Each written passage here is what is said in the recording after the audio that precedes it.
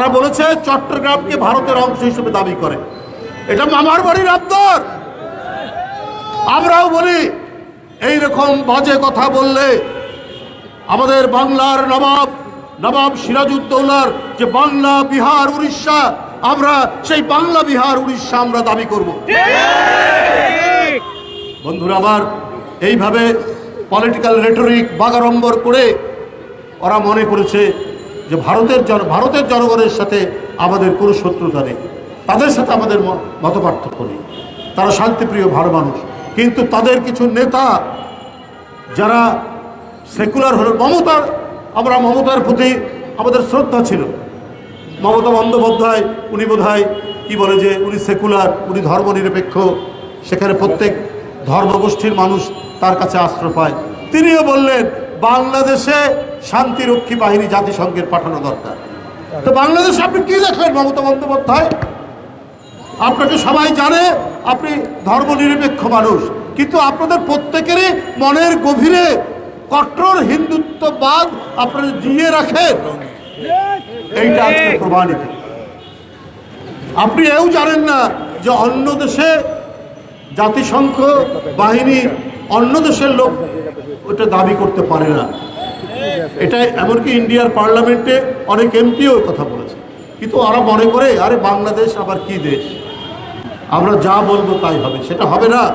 18 কোটি মানুষের দেশ, যারা 30 লক্ষ জীবন দিয়ে এই স্বাধীনতা কিনেছে, তাদেরকে মনে করবেন দিল্লি থেকে এসে আপনি বাংলাদেশ শাসন করবেন। আরে এই দেশের ইতিহাস তো দিল্লিকে অমান্য করা। দিল্লির বিরুদ্ধে প্রতিরোধ করেছে আমাদের ইশাখা, আমাদের তিতুমির, আমাদের হাজী শরীয়তুল্লাহ। এই ঐতিহ্যের, এই রক্তের ধারাবাহিকতা আমাদের। আমরা দিল্লির কাছে কোনোদিন মাথা নত করিনি। অতীতেও আমাদের পূর্বপুরুষরা করেনি, বর্তমানেও কেউ দিল্লির কাছে মাথা নত করেনি। বন্ধুরা আমার, তাই আমরা এই যে একটা প্রতীকী হতে পারে, আমরা যে দেশীয় পণ্য বিক্রি করা, এটার একটা গভীর উদ্দেশ্যও রয়েছে। আজকে যদি আমাদের মিল কলকারখানা যদি সতেজ হয়, আমাদের বহু লোকের সংস্থান হবে। আমরা কেন ইন্ডিয়ার ডোব কিনতে যাব, ডোব সাবান কিনতে যাব? আমরা কেন প্যারাসুট নারকেল তেল কিনতে যাব? আমাদের জুই নারকেল তেল তো অনেক ভালো। আমাদের দেশের অ্যারোমা সাবান, কেয়া সাবান থাকতে আমরা কেন যাবে? আমরা তো সবই বানাতে পারি, তাহলে কেন আমরা ভারতের দিকে মুখোমুখি হয়ে থাকবে? আমরা যুগ যুগ ধরে, এক সময় ঢাকার যে গেঞ্জি, এটা সারা ভারতে পৃথিবীতে অত্যন্ত সমাদৃত ছিল। ঢাকার যে কি বলে হাতাওয়ালা গেঞ্জি, লুঙ্গি, এক সময় আমাদের যে তাঁত, এই তাঁত হচ্ছে পৃথিবী বিখ্যাত ছিল।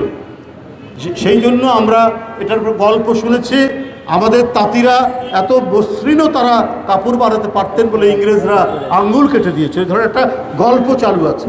তো সেই দেশের মানুষ আমরা কারো মুখাপেক্ষী হয়ে থাকবো না। আমাদের অনেক মেডিকেল কলেজ আছে, আমাদের অনেক হাসপাতাল হয়েছে। শুধু আমাদের ডাক্তাররা যদি একটু সিনসিয়ারলি রুগীগুলো দেখেন, তাহলে কেউ আর ভারতে যাবে না। আর বেড়ানোর কথা বলছে, ট্যুরিজমের জন্য কি আর দেশ নেই? দরকার হলে থাইল্যান্ড যাবে, দরকার হলে সিঙ্গাপুর যাবে, দরকার হলে মালয়েশিয়া যাবে, দরকার হলে ইন্দোনেশিয়া যাবে। যার শুধুমাত্র কি এক ভারত আছে? আরো বহু দেশ আছে।